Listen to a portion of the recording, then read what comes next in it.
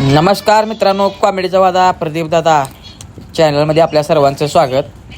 नाद भटकंतीचा भाग 3. आता निघालो आहे सोनारी ते शिखर शिंगणापूर आणि हा प्रवास आमचा असणार आहे. आता गाडीवरती आम्ही आता मोठी गाडी घरी लावली आणि टोटल सगळा संपूर्ण प्रवास हा आम्ही तिथंपर्यंतचा स्वतःच्या बाईकवरती करायला लागलो आहे, म्हणजे मोटरसायकलवरती.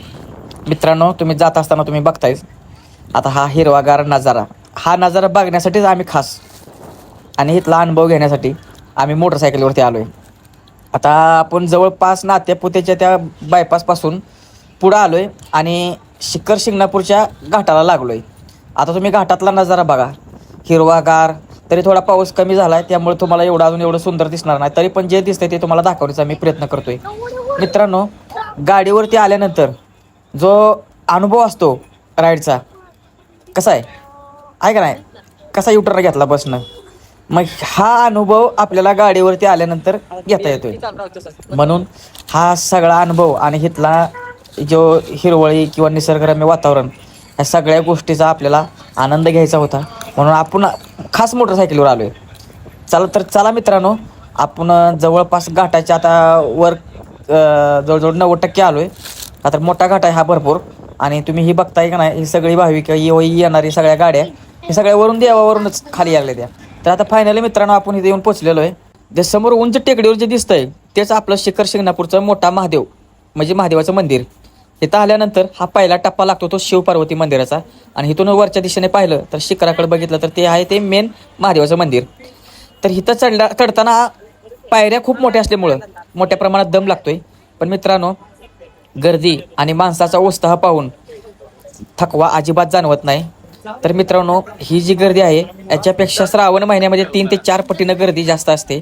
मित्रांनो, तुम्ही कधी आलात तर श्रावण मध्ये नक्की या. यात्रेचं स्वरूप असतं इथं आल्यानंतर. मित्रांनो, आम्ही इथं पोचल्यानंतर मंदिर पाहताच म्हणजे आमच्या सगळ्या गोष्टी आणि आमच्या मनातल्या इच्छा पूर्ण झाल्यासारख्या झाल्या त्या.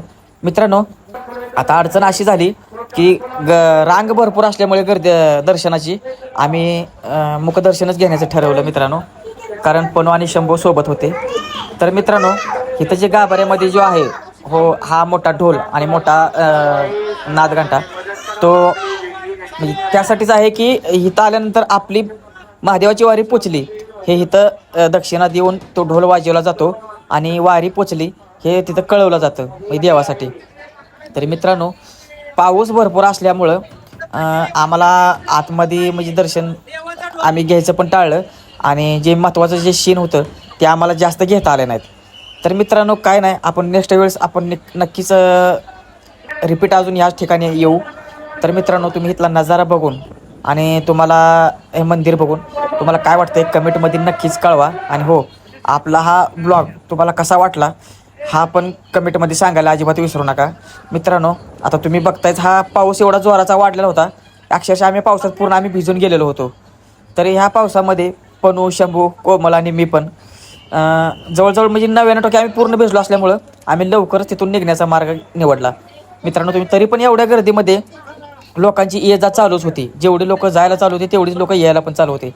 का तर म्हणजे इथला नजारा आणि हे मंदिर खूपच बघण्यासारखं आहे. तुम्ही पण कधी जेणे कोणी आले नसतील त्याने आवर्जून इथं या मित्रांनो.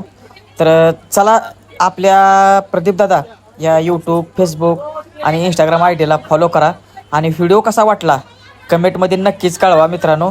का तर तुमचा सपोर्ट हीच माझी खरी ताकद आहे. त्यामुळं असंच काहीतरी नवीन तुम्हाला मी दाखवण्याचा यूट्यूबच्या माध्यमातून प्रयत्न करतोय. तुम्ही बघा आता उंच शिखरावरून हा नजारा जो कसा दिसतोय, तो निसर्गरम्य वातावरण खरंच खूप बघण्यासारखं आहे. ते इथं आल्यानंतरच ते म्हणजे सुख, त्या गोष्टीचा आनंद भेटतोय.